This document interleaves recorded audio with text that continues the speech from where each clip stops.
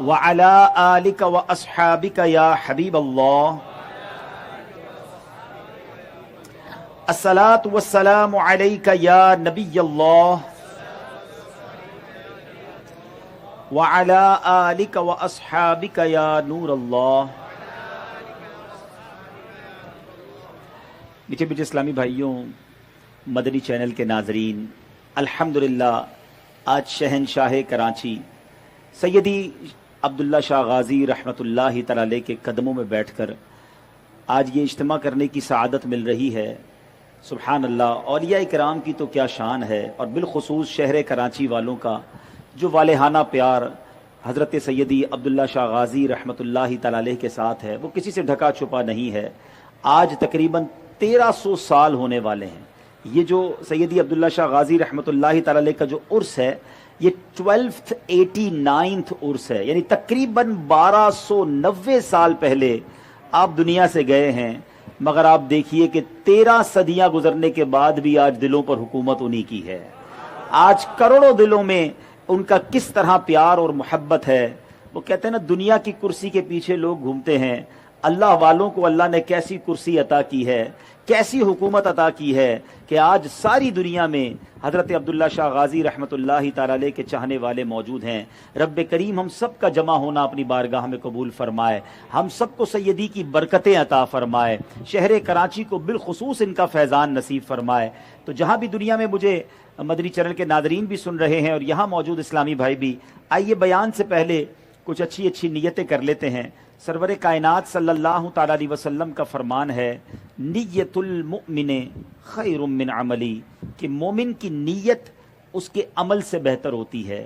تو ہم نیت کرتے ہیں انشاءاللہ اللہ عز و جل کی رضا پانے، ثواب کمانے کے لیے اول تا آخر بیان میں شرکت کریں گے انشاءاللہ، بات چیت سے بچتے ہوئے، ادھر ادھر دیکھنے سے بچتے ہوئے، موبائل فون کے استعمال سے بچتے ہوئے، ممکن ہوا تو بیان کی تعظیم کی نیت سے 2 زانو بیٹھ کر بیان سنیں انشاءاللہ۔ جتنا ادب سے بیٹھیں گے اتنا با ادب بیٹھنے کا ثواب بھی کمائیں گے۔ درود پاک پڑھنے کے بے شمار فضائل و برکات ہیں، اور بہت خوبصورت احادیث فضائل درود میں ملتی ہیں۔ نبی پاک کی جو حدیث آج میں نے بیان کرنی ہے، اتنی کمال کی حدیث ہے کہ اس حدیث میں جہاں درود پاک کے فضائل کے بارے میں پتہ چلتا ہے، وہاں انشاءاللہ عقیدے کے حوالے سے بھی بہت کچھ سیکھنے کو ملے گا۔ میرے آقا علیہ الصلوۃ والسلام کا فرمان عالی شان ہے، ان اللہ وکلا بقبری ملکن، اللہ کے حبیب فرماتے ہیں بے شک اللہ عز و جل نے ایک فرشتہ میری قبر پر مقرر فرمایا ہے۔ نبی پاک کے روضے پر ایک فرشتہ ہے، اس کی ڈیوٹی کیا ہے ذرا سنیے گا۔ آقا فرماتے ہیں اعطاہ اسماء الخلائق، اللہ تعالیٰ نے اسے تمام مخلوق کی آواز سننے کی طاقت عطا فرمائی ہے۔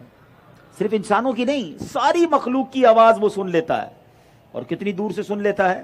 آج کلفٹن کراچی میں بیٹھے ہیں، یہاں بیٹھ کر درود پاک پڑھیں، فرشتہ مدینے میں ہماری آواز کو سن لیتا ہے۔ آگے سنیے، میرے آقا فرماتے ہیں فلا یصلی علی احد الی یوم القیامہ، آقا فرماتے ہیں پس قیامت پڑھتا ہے۔ اب وہ فرشتہ کیا کرتا ہے، الا ابلغنی اسمہ و اسم ابی، کہ وہ فرشتہ جو ہے مجھے اس کا اور اس کے والد کا نام پیش کرتا ہے، اور کہتا ہے ھذا فلان ابن فلان قد صلی علیک، یا رسول اللہ فلاں بن فلاں نے آپ پر درود پاک بھیجا ہے۔ اب یہ ایک حدیث پاک ہے، لیکن بہت خوبصورت باتیں اس سے سیکھنے کو مل رہی ہیں، ایک عشق والی بات، ایک عقیدے والی بات۔ اب ذرا مجھے بتائیے، اسلام کے روضے پر مقرر فرشتہ کیا ہے؟ کراچی سے، امریکہ سے پڑھے وہ مدینے میں سنے، امریکہ یورپ میں کوئی فرشتہ وہاں سن لے، ذرا سوچئے علم کیا ہے؟ سنتا نہیں، سن کر بھی لیتا اللہ کون ہے کیا ہے۔ تو جب پر موجود علم یہ ہے تو وہ آقا کی آقا ہے، فرشتے کی آقا ہیں، جو جبریل ہیں، ان کی معات اور ان کے علم کا عالم کا ہوگا۔ ثابت ہو رہا ہے جو جھوم جھوم کر ہم پڑھتے ہیں دور و نزدیک کے سننے والے کرامت پہ لاکھوں سلام سبحان اللہ. نبی پاک آقا کے در پر موجود اللہ نے اتنی طاقت دے دی. تو یہ اب دوسری عشق والی بات ہے ہمارا اور ہمارے بارگاہ رسالت میں پیش کیا جاتا ہے. بتاؤ ایک غلام کے لیے اس سے بڑی سعادت کیا ہوگی؟ وہ درود پڑھے فرشتہ اس کا نام بارگاہ رسالت میں پیش کرے. جس سے محبت ہوتی ہے دنیا میں آ کر بتایا کہ ان کے پاس ہو رہا تھا کتنا اچھا لگا. کوئی آپ کو آ کر ہے کی بات آپ کے پیر صاحب کے سامنے ہو رہی تھی, بندہ کہتا ہے واقعی میرا ذکر ہو رہا تھا, بتانا کیا بات ہوئی تھی. ایک کہا تھا محبت ہو سے پیار جس کی رسپیکٹ دل میں ہو ادھر میرا مجھے اچھا لگتا ہے. ایک امتی کا نام جب دربار رسالت میں لیا جائے اور پھر میرا نام لے بلکہ والد کا نام بھی لے, اللہ اکبر, اور جتنی بار درود پڑھوں اتنی بار میرا نام لے. میں لیا جائے سوچو یہ کتنی بڑی سعادت ہے. پاک نہ پڑھیں اور جھوم جھوم کر بار بار پڑھیں. خوش نصیب ہیں وہ لوگ جو روزانہ درود پاک پڑھتے ہیں. دنیا کا بھی دستور ہے جو فقیر روزانہ اور بار بار دروازے پر آئے نا تو ہم بھی کہتے ہیں یار یہ روز ہی آ جاتا ہے, چلو اس کا کام کر دیتے ہیں. جس کا نام روز دربار رسالت میں لیا جائے اور کئی بار بار کبھی تو نبی پاک فرمائیں گے کہ چلو آج اپنے غلام کی بگڑی بنا دیتے ہیں. روز ہمیں یاد کرتا ہے آج اس کا کام کر دیتے ہیں. اور یاد رکھو نبی پاک کی ایک توجہ کی دیر ہے, ایک کرنے کی دیر ہے. شاعر لکھتے ہیں نا یاد رکھو اگر اٹھ گئی ایک نظر, رکھو اگر اٹھ گئی ایک نظر, جتنے خالی ہیں سب جام بھر جائیں گے, سارے کام سدھر جائیں گے. نبی پاک کی ایک نگاہ پڑھنے کی دیر ہے. اور وہ کیسے پڑھے گی؟ درود پاک کی کثرت کیجئے. نبی پاک کا بہترین طریقہ درود پاک ہے. اے سیدی عبداللہ شاہ غازی رحمت اللہ تعالی کے عرس پر آنے والے عاشقان اولیاء جو یہاں موجود ہیں اور جو مجھے مدنی چینل پر سن رہے ہیں, فیضان اولیاء لینا ہے.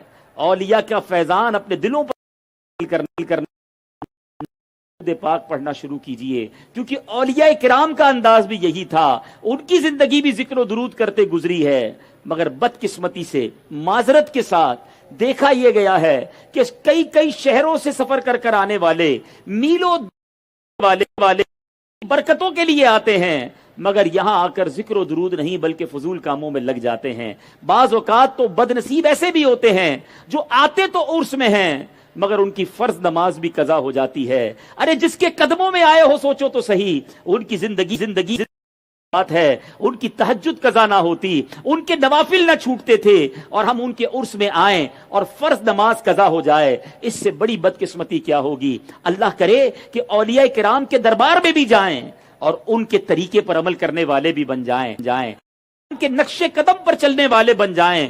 پھر دیکھیں آپ کو کیسا حقیقی فیضان اولیاء نصیب ہوتا ہے. تو میں بھی نیت کروں اور آپ بھی نیت کریں, مدنی چینل کے ناظرین بھی نیت کریں کہ انشاءاللہ اب روزانہ کثرت کے ساتھ درود پاک پڑھیں گے. انشاءاللہ کے ساتھ درود پاک پڑھیں. کیسے؟ وہ کیسے پتا چلے گا کہ میرے درود پاک کثرت کے ساتھ ہو گئے؟ سبحان اللہ. علماء کہتے ہیں جو روزانہ کم از کم 313 مرتبہ درود پاک پڑھ لے پاک پڑھنے والوں میں شامل ہو جاتا ہے. تو 313 بار درود پاک میں زیادہ وقت نہیں لگتا. الصلاۃ والسلام علیک یا رسول اللہ, یہ بھی درود پاک. صلی اللہ تعالی علی محمد صلی اللہ علیہ وسلم, یہ بھی درود پاک ہے. تو اگر آپ درود پاک پڑھتے رہیں 313 بار پڑھنے میں 20 منٹ میکسیمم لگیں گے. تو 20 منٹ میں روزانہ کثرت کے ساتھ درود پاک پڑھنے والے ہم بن سکتے ہیں. تو نیت کرتے ہیں انشاءاللہ روزانہ کثرت سے درود پاک پڑھیں گے انشاءاللہ. آئیے محبت کے ساتھ بآواز بلند درود پاک پڑھ لیجئے. صلو علی الحبیب صلی اللہ تعالی علی محمد صلی اللہ علیہ وسلم. سبحان اللہ, کیا بات ہے. حضرت سیدنا عبداللہ شاہ غازی رحمت اللہ تعالی کی, آپ کو غازی بابا بھی کہا جاتا ہے. آپ کا مزار کراچی کے علاقے کلفٹن میں موجود ہے, اور اس وقت مرجع خلائق بنا ہوا ہے. دنیا بھر سے لوگ الحمدللہ آپ کے مزار پر حاضری دیتے ہیں. کئی لوگ کراچی کا سفر ہی حضرت عبداللہ شاہ غازی رحمۃ اللہ تعالی کے مزار پر حاضری کے لیے کرتے ہیں کہ جائیں گے اور ان کے مزار پر حاضری دیں گے. یاد رہے کہ آپ کے جو کچھ تعارف آپ کا سن لیتے ہیں کہ آپ کی پیدائش جو ہے 99 سنہ ہجری میں مدینۃ المنورہ میں ہوئی ہے. عبداللہ شاہ غازی مدینہ پاک میں پیدا ہوئے. شاید بہت سو کو نہیں پتا. اے کراچی والوں تمہیں مبارک ہو, مدینے میں پیدا ہونے والے باب المدینہ میں موجود ہیں. جبھی تو ہم امیر اہل سنت جو ہیں دعوت اسلامی کے جو بانی ہیں کراچی کو باب المدینہ کہتے ہیں, مدینے کا دروازہ, کیونکہ یہاں سے جو سمندر ہے نا, یہ سمندر کا راستہ سبحان اللہ, یہی سمندر جدہ شریف کو جاتا ہے. مدینے جانے کا گویا دروازہ ہے, اور اس دروازے پر بیٹھے کون ہیں؟ سیدنا عبداللہ شاہ غازی رحمۃ اللہ تعالی علیہ جلوہ فرما ہیں. آپ 99 سنہ ہجری میں مدینہ منورہ میں پیدا ہوئے, اور 151 سنہ ہجری میں صرف 52 سال کی عمر میں آپ شہید ہو گئے اور آپ دنیا سے تشریف لے گئے. اسی مقام پر جہاں ہم بیٹھے ہیں اس زمانے میں, بلکہ جو بزرگ بیٹھے ہیں وہ بھی جانتے ہیں 30 40 50 سال پہلے بھی یہاں کوئی آبادی نہیں تھی. یہاں سمندر تھا, پہاڑ تھے اور ریت تھی. جس زمانے میں عبداللہ شاہ غازی آئے ہوں گے سوچئے 1300 سال پہلے کیا حال ہوگا. سمندر کا کنارہ تھا, اس پہاڑ پر آپ عبادت کیا کرتے تھے, اور اس کے قریب ہی ایک لڑائی ہوئی اور آپ اس میں شہید کر دیے گئے, اور پھر یہیں آپ کا مزار بنا. لیکن اللہ نے کراچی کی حفاظت کا انتظام کیسا کیا ہے. آپ ذرا غور کریں, کراچی کے ہر کونے پہ آپ کو ایک مزار ملے گا, اللہ کے ولی کی جلوہ گری ملے گی. اور بالخصوص کراچی کے جتنے ساحل ہیں, چاہے وہ کیماڑی ہو, چاہے وہ منوڑا ہو, چاہے وہ بھٹ شاہ ہو, چاہے وہ کلفٹن ہو, جتنے سمندر کے کنارے ہیں, ایسا لگتا ہے کہ اللہ نے اپنے ولیوں کو شہر کراچی کی حفاظت کے لیے جلوہ فرمایا ہے. اللہ نے وہاں انہیں بھیجا ہے اور وہ ہمارے شہر کی حفاظت کر رہے ہیں. اللہ ہمارے شہر کو ان بزرگان دین کا فیضان قیامت تک عطا فرمائے. سیدنا عبداللہ شاہ غازی رحمۃ اللہ تعالی علیہ, یاد رہے کہ آپ کا سلسلہ نسب 5ویں پشت میں حضرت مولا علی کرم اللہ تعالی وجہ الکریم سے جا ملتا ہے. آپ حسنی حسینی سید ہیں, والدہ کی طرف سے بھی, والد کی طرف سے حسنی ہیں اور والدہ کی طرف سے حسینی ہیں. آپ کا جو شجرہ ہے وہ کس طرح ہے؟ ابو محمد عبداللہ الاشتر, یہ آپ کا نام ہے. ابو محمد عبداللہ الاشتر ان کے والد کا نام, بن سید محمد نفس زکیہ, بن سید محمد عبداللہ, بن سیدنا امام حسن مسنا, اور بن سیدنا امام حسن بن سیدنا امام علی کرم اللہ تعالی وجہ الکریم. اہل بیت سے ہیں اور بہت پرانے بزرگ ہیں. آپ سوچئے نا کہ پہلی صدی کے بزرگ ہیں. 99 سنہ ہجری میں آپ کی ولادت ہوئی, اور آج آپ کا مزار الحمدللہ ہم سب کے لیے بہت بڑی نعمت ہے. اللہ سے دعا کرتے ہیں کہ اے اللہ, سیدنا عبداللہ شاہ غازی رحمۃ اللہ تعالی کے مزار پر جو رحمتیں برس رہی ہیں ان رحمتوں کا حصہ ہمیں بھی عطا فرما دے. مزارات اولیاء پر حاضری, سبحان اللہ, اور اللہ والوں کے مزار پر جانا یہ ہمارے بزرگوں کا طریقہ بلکہ صحابہ کرام کا طریقہ. خود نبی پاک علیہ الصلوۃ والسلام بھی اہل بقی پر کرم فرمانے کے لیے تشریف لے جایا کرتے. اور جب احد کا مارکہ ہو گیا اور سید الشہداء سیدنا حمزہ رضی اللہ تعالیٰ عنہ کی شہادت ہو گئی, تو نبی پاک احد شریف کے میدان میں بھی شہدائے احد پر بھی کرم فرمانے کے لیے تشریف لے جایا کرتے. حدیث پاک میں آتا ہے, امام بیہقی رضی اللہ تعالیٰ عنہ نے روایت کی ہے کہ نبی پاک علیہ الصلوۃ والسلام ہر سال شہدائے احد کے مزارات پر تشریف لے جاتے تھے. یہی معمول حضرت ابو بکر, حضرت عمر, حضرت عثمان اور حضرت علی کا رہا, اور بی بی فاطمہ بھی وہاں جا کر دعا کیا کرتی. حضرت سعد بن ابی وقاص بھی دیگر صحابہ کرام کے ساتھ ان کے مزارات پر سلام کرتے اور اپنے ساتھیوں سے فرماتے, ان حضرات کو سلام کرو جو تمہارے سلام کا جواب دیتے ہیں. دو باتیں پتہ چلی کہ اللہ والوں کے مزار پر جانا, مسلمانوں کی قبروں پر جانا, یہ نبی پاک کا طریقہ, صحابہ کا طریقہ. تو اگر ہم آج مزارات اولیاء پر جاتے ہیں یہ کوئی غلط بات نہیں ہے. اور حضرت سعد بن ابی وقاص جو قطعی جنتی ہیں, عشرہ مبشرہ میں ہیں, ان کا عقیدہ دیکھیں, وہ صحابہ سے کیا کہتے تھے, ان کو سلام کرو جو تمہارے سلام کا جواب دیتے ہیں. صحابہ کا عقیدہ تھا کہ اللہ والے قبروں میں زندہ ہیں, اولیاء کرام قبروں میں حیات ہیں, سنتے بھی ہیں اور جواب بھی دیتے ہیں. نبی پاک علیہ الصلوۃ والسلام کا ایک اور انداز دیکھیے کہ پیارے آقا علیہ الصلوۃ والسلام, مسلم شریف کی حدیث ہے کہ پیارے آقا نے بقی میں قبروں پر ہاتھ مبارک اٹھا کر 3 بار دعا فرمائی, اپنے ہاتھوں کو اٹھا کر مدینے کے قبرستان میں جا کر دعا فرمائی, تو اس سے پتا چلا کہ مزارات پر جا کر, قبرستان میں جا کر اگر کوئی شخص ہاتھ اٹھا کر دعا کرتا ہے تو اس میں کوئی حرج نہیں ہے. یہاں بعض اوقات وسوسہ یہ ڈالا جاتا ہے کہ قبر سے مانگا جا رہا ہے. نہیں جناب, ہم اللہ والوں کی بارگاہ میں جا کر اللہ سے مانگتے ہیں اور ان کا وسیلہ پیش کرتے ہیں. تو بہرحال یہ بھی نبی پاک کا انداز مل گیا. اور اب آئیے, سبحان اللہ, امام غزالی جو بہت بڑے امام, صوفیوں کے بہت بڑے امام, تصوف کے امام مانے جاتے ہیں, مناج العابدین میں کیا لکھتے ہیں؟ سیدنا امام محمد بن محمد غزالی علیہ رحمت اللہ الوالد فرماتے ہیں, ولی اللہ کی ایک شان یہ ہے کہ اس کی ہر شے میں برکت ہوتی ہے. اس کے کلام میں, اس کے سانس میں, اس کے فعل میں, اس کے لباس میں, اس کے مکان میں, یہاں تک کہ اس کے پاؤں کی مٹی میں, بلکہ اس مکان میں جس میں وہ ایک دن کے لیے بیٹھا ہو اس سے بھی برکت حاصل کی جاتی ہے. ذرا بتائیے, اگر ولی اللہ کا ولی ایک دن کسی مکان میں ہو, وہاں بیٹھنے سے برکت مل جائے, تو جہاں اللہ کا ولی اپنے مزار میں موجود ہو, اس مزار کے پاس جائیں تو کتنی برکتیں نہ ملیں گی. تو ضرور مزارات اولیاء پر جانا چاہیے, مگر ایک بات ہم سب نے سیکھنی ہے, ہر جگہ کا کوئی ادب ہوتا ہے, احترام ہوتا ہے, طریقہ کار ہوتا ہے. آپ دنیا میں کسی منسٹر کے پاس جائیں, کسی دنیا کے بڑے افسر کے پاس جائیں, کتنے ادب سے جاتے ہیں. کیا چیخ چیخ کر بات کرتے ہیں؟ کیا وہاں جا کر شور مچاتے ہیں؟ کیا وہاں جا کے گندگی کرتے ہیں؟ کتنا ادب کے ساتھ, اچھے کپڑے پہن کر, اچھا لباس پہن کر, کہ یار بڑے افسر نے بلایا ہے, وزیر نے بلایا ہے, وزیر اعظم نے بلایا ہے, جن کی پوری دنیا پر حکومت ہے, ان ولیوں کے پاس آئیں تو کوئی اہتمام نہیں ہوگا؟ کیا کوئی ادب نہیں کریں گے؟ کیا وہاں جا کے شور مچائیں گے؟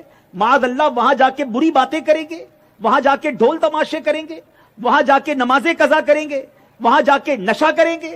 استغفر اللہ. ایسا کرنے والوں کو اولیاء کرام کا فیضان نہیں ملتا. با ادب با نصیب اور بے ادب بد نصیب. ہمیشہ یاد رکھے, جتنا ادب کریں گے, یہ اللہ کے نیک بندے ہیں, اللہ کے مقرب ہیں, ان کو اللہ نے مقام دیا ہے. اب ان کے دربار میں جائیں تو با ادب درود و سلام پڑھتے ہوئے, ذکر و اذکار کرتے ہوئے, پاک و صاف ہو کر درود پڑھتے ہوئے, فضول باتوں سے بچتے ہوئے, پھر دیکھیں انشاءاللہ کیسا فیضان نصیب ہوگا. اللہ تعالیٰ مجھے اور آپ کو ادب و احترام کے ساتھ اولیاء کرام کی بارگاہ میں حاضری نصیب فرمائے. اولیاء کرام کا مرتبہ کیسا, قرآن مجید فرقان حمید اور چند احادیث پیش کرتا ہوں. یہ نارمل لوگ نہیں ہیں, یہ عام لوگوں کی طرح نہیں ہیں. شاعر لکھتا ہے, خدا کا خاص ایک انعام ہے یہ اولیاء اللہ, خدا کا خاص ایک انعام ہے یہ اولیاء اللہ, زمانہ جسم ہے اور جان ہے یہ اولیاء اللہ, سارے زمانے کی جان ہیں. اللہ تعالیٰ قرآن مجید فرقان حمید میں ارشاد فرماتا ہے, الا ان اولیاء اللہ لا خوف علیہم ولا هم يحزنون الذین آمنوا وکانوا یتقون. ترجمہ سنیے, سن لو, بے شک اللہ کے ولیوں پر نہ کچھ خوف ہے نہ کچھ غم, وہ جو ایمان لائے اور پرہیزگاری کرتے ہیں. اس آیت کے تحت حضرت مولانا مفتی نعیم الدین مراد آبادی کیا لکھتے ہیں؟ آپ فرماتے ہیں, ولی اللہ وہ ہے جو فرائض سے قرب الہی حاصل کرے اور اطاعت الہی میں مشغول رہے, اور اس کا دل نور جلال الہی کی معرفت میں مستغرق ہو. جب دیکھے دلائل قدرت کو دیکھے, جب سنے اللہ کی آیتیں ہی سنے, اور جب بولے تو اللہ رب العالمین کی پاکی بیان کرے. سنو, ایک اور جگہ اللہ تبارک و تعالی ارشاد فرماتا ہے قرآن مجید میں, ان اولیاءہ الا المتقون, اولیاء تو پرہیزگار ہی ہیں. یہ بڑی اہم بات ہے. آج کل بھی لوگ بہت سارے لوگوں سے متاثر ہو جاتے ہیں, بڑا پہنچا ہوا بابا ہے, بہت پہنچی ہوئی شخصیت ہے. سنو قرآن کیا کہتا ہے, اولیاء اللہ جو ہیں پرہیزگار ہی ہیں. اس سے معلوم ہوا کہ ولی کے لیے سب سے پہلے ایمان اور پھر تقوی اور پرہیزگاری کی شرائط بہت ضروری ہے. اس کے بغیر وہ ولی نہیں ہو سکتا. یعنی کوئی فاسق و فاجر, گناہوں میں مبتلا شخص اللہ کا ولی نہیں ہو سکتا. تو بہرحال اب یہاں پر ایک بڑی خوبصورت بات علماء نے لکھی کہ بعض لوگ متقی ہو کر ولی بنتے ہیں, اور بعض کو جب اللہ ولی بناتا ہے تو متقی بھی بنا دیتا ہے. جیسے بی بی مریم رضی اللہ تعالیٰ عنہ حضرت زکریہ کی بارگاہ میں 4 سال کی عمر میں پہنچی تھی, ابھی تقوی اختیار نہیں کیا تھا مگر ولیہ تھی. حضرت آدم علیہ الصلوۃ والسلام پیدائش سے پہلے متقی نہ بنے تھے मगर अभी पैदा ना हुए थे खलीफतुल्लाह बना दिया गया था, पहले ही फैसला हो गया था। तो पता चला अल्लाह जिसे चाहे विलायत अता फरमाए। एक और बात बड़ी जबरदस्त है, विलायत जो है वो कोई कोर्स नहीं है कि जनाब इतने रोजे रखकर, इतने सजदे कर कर, इतनी इबादत करके विलायत मिल जाएगी। विलायत अताई है, अल्लाह जिसे चाहे अता फरमाए। हाँ, ये बात याद रखिएगा। है कोई ये नहीं कह सकता मैंने इतनी इबादत की तो मैं वली बन जाऊंगा। यकीनन इबादत से अल्लाह का कुर्ब मिलता है, मगर वली जो होता है ना वो अल्लाह का दोस्त होता है। आपकी भी मर्जी होती है, आप जिसे चाहे दोस्त बनाएं। सारा दिन कोई साथ रहता उसे दोस्त ना बनाएं और एक मुलाकात में उसे दोस्त बना लें। हैं, जब आप अपना दोस्त अपनी मर्जी से बनाते हैं तो अल्लाह जिसे चाहे वली बना ले। हाँ, हम दुआ जरूर कर सकते हैं कि अल्लाह तेरे वलियों का सदका हमें भी अपने वलियों में शामिल फरमा ले। अमीर अहले सुन्नत की बड़ी प्यारी दुआ है ना, नात ख्वाह भी मौजूद है, तर्ज में पढ़ देते हैं, तू अपनी विलायत की खैरात दे दे मेरे गौस का वास्ता या इलाही। तू अपनी विलायत की खैरात दे। आमीन आमीन, हाथ उठा लीजिए। विलायत की खैरात दे दे मेरे गौस का वास्ता या इलाही, मेरे गौस का वास्ता या इलाही। इंशाअल्लाह हम दुआ करते रहेंगे और अल्लाह करे कि नेक आमाल भी करते रहें और अल्लाह करीम हमें अपने वलियों में शामिल फरमा ले। अब आइए कुछ औलिया किराम के बारे में, सुभान अल्लाह, ऐसी ऐसी बातें औलिया किराम के बारे में अहादीस में मौजूद हैं और ऐसे खूबसूरत अकवाल मौजूद हैं कि पढ़ते जाएं तो इनसे मजीद मोहब्बत बढ़ जाती है। सुभान अल्लाह, बुखारी की हदीस सुनाता हूँ। अल्लाह के हबीब अलैहिस्सलातु वस्सलाम फरमाते हैं, और हज़रत अबू हुरैरा रज़ियल्लाहु तआला अन्हु इस हदीस के रावी हैं, कि मेरा बंदा फराइज की अदायगी के जरिए जितना मेरा कुर्ब हासिल करता है और उसकी मिसल किसी और अमल से हासिल नहीं करता। एक रिवायत में यूं है कि मेरा बंदा किसी ऐसी शय से मेरा कुर्ब नहीं पाता जो फर्ज अदा करने से ज्यादा पसंद हो। सबसे ज्यादा अल्लाह का कुर्ब पाने के लिए फर्ज है। कोई नमाज ना पढ़े और कहे मैं अल्लाह वाला हूं, वो अल्लाह वाला नहीं हो सकता। फर्ज जो है वो मोस्ट इंपॉर्टेंट है। आगे सुनिए, और फिर प्यारे आका फरमाते हैं कि अल्लाह फरमाता है कि मेरा बंदा नवाफिल की कसरत से मेरे करीब होता रहता है, यहां तक कि मैं उसको अपना महबूब बना लेता हूं। सुनो, जब जब कोई अल्लाह का महबूब बन जाता है फिर उसे क्या मिलता है?